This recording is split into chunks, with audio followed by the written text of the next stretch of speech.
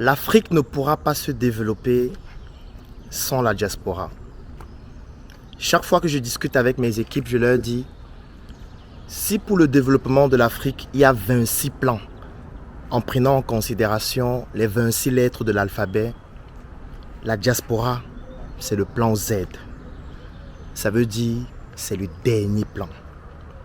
Si ce plan ne fonctionne pas, le développement de l'Afrique, certainement, ne pourra plus jamais se produire.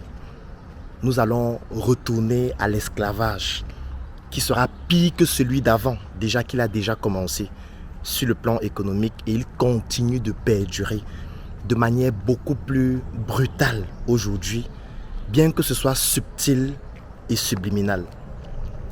L'Afrique ne pourra pas se développer sans la diaspora. Et c'est parce que nous l'avons compris que depuis 8 ans, nous avons décidé d'expérimenter l'investissement en Afrique. Moi, j'ai décidé de sacrifier ma carrière, de mettre des équipes sur pied, de développer des communautés avec lesquelles nous allons investir en Afrique. Nous le faisons depuis 8 ans. Parce que nous ne voulions pas venir tester le plan Z avec des approximations. Nous avons essayé, nous avons échoué, nous avons été escroqués, nous avons parfois manqué de maturité, nous avons investi dans tellement de secteurs d'activité, certains avec succès, d'autres avec fracas. Nous avons tellement essayé des choses en Afrique parce que nous nous sommes dit, nous n'allons pas venir présenter un brouillon à la diaspora. Lorsque nous allons arriver au niveau de la diaspora, il faudrait qu'on présente quelque chose de crédible, quelque chose de fiable.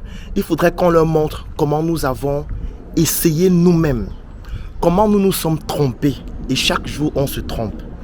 Entre échecs, entre trahison, entre arnaque, entre tout ce que vous pouvez imaginer, pendant 8 ans, nous nous sommes battus afin d'apporter notre plus-value en fonction de notre étalon de compétences intellectuelles. Investir en Afrique, c'est une thématique qui concerne tout le monde, mais surtout les Africains. Sauf qu'aujourd'hui, les Africains se retrouvent exclus de cette thématique parce que nous sommes dans des enjeux qui ne sont pas les nôtres. Pendant 8 ans avec la Startup Academy, nous avons développé un ensemble d'activités en Afrique.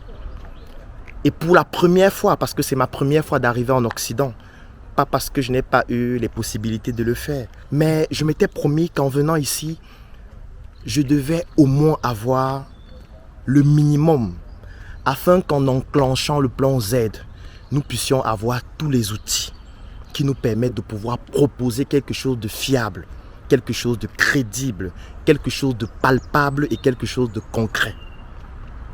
7 jours chrono à Paris. Aujourd'hui, je suis rendu au 3e jour. Hier, c'était la rencontre avec les membres de la communauté Argent Livre, Startup Academy et CNBG, le Claudel Noubissé Business Group. C'était dans un restaurant magnifique à Paris, le Chalet. Et nous avons échangé autour de nos valeurs africaines, notamment sur des thématiques qui ont trait bien évidemment à l'investissement. Et c'était lié aussi à un événement qui va se dérouler ce samedi, 23 avril. Ce samedi 23 avril, nous organisons la conférence Investir en Afrique. Durant cette conférence, nous allons partager le fruit de notre expérience durant 8 ans d'expérimentation de nos investissements en Afrique. Nous ne viendrons pas demain donner des leçons. Ce samedi, il sera question de partager avec nos frères africains de la diaspora, de leur montrer ce que nous avons fait, de leur montrer comment nous nous sommes trompés, de leur montrer comment nous avons échoué, de leur montrer ce que nous avons réussi à faire et ce qui est en train de se développer, la pépinière que nous avons développée. Et aujourd'hui, nous avons besoin donc de cette semence intellectuelle qui provient de ces Africains excellents, qui excellent dans tous les secteurs d'activité, pour leur faire comprendre qu'en réalité, ensemble, nous pouvons le faire. l'Afrique va se faire avec les Africains. Mais pas avec des Africains dispersés, pas avec des Africains qui chacun voudrait être le héros dans son domaine. Non, avec des Africains qui ont compris que c'est ensemble que nous allons réussir à développer des projets de très grande envergure. Hier, je me baladais avec Valère parce que nous sommes en train de tester 2 environnements ici à Paris, ou du moins en France, c'est-à-dire la capitale globalement. Et là, nous sommes en campagne parce que la campagne ici, elle est magnifique. À l'inverse de ce qui se passe en Afrique, ici, la campagne est réservée pour des personnes très nanties. Et la capitale est vraiment très touffue, les embouteillages et tout ce que vous pouvez imaginer qu'on retrouve dans les grandes métropoles. Et lorsqu'on était en train de rouler, nous avons vu un très grand immeuble et c'était écrit dessus « Immeuble à vendre ». Et je lui dis « Valère, il faudrait qu'ici à Paris, il y ait un très grand immeuble sur lequel c'est écrit « Argent livre » de 20 niveaux. Il faudrait qu'il y ait un très grand immeuble sur mesure qui permet à tous les Africains de pouvoir acheter des vêtements et des articles produits en Afrique. Valère, on peut le faire.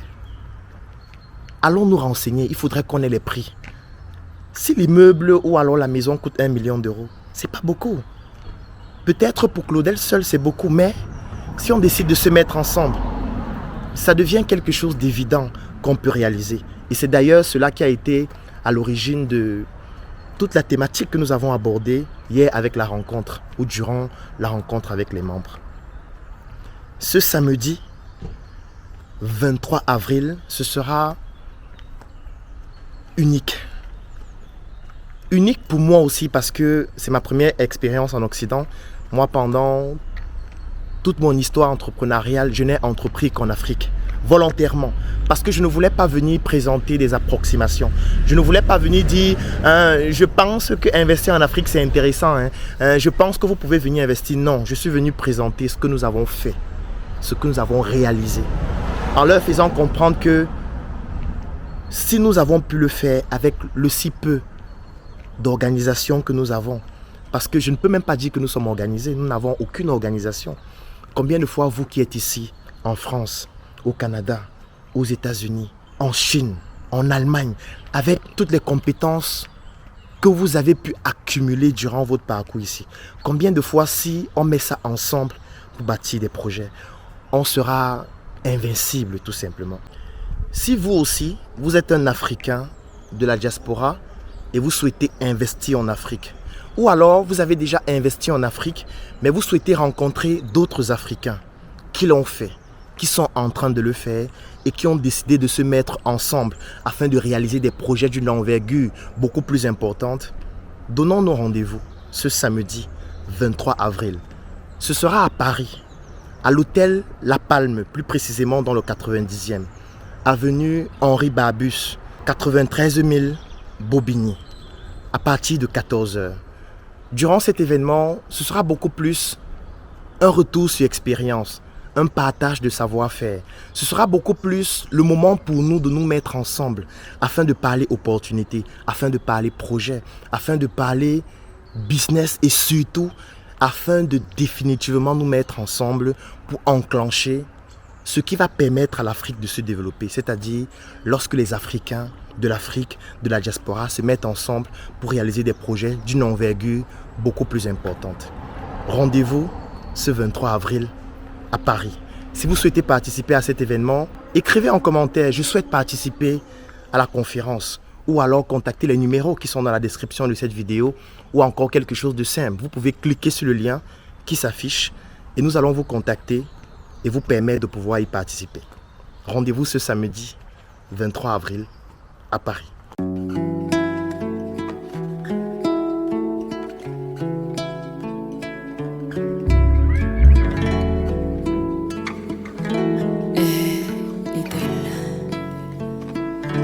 Yeah.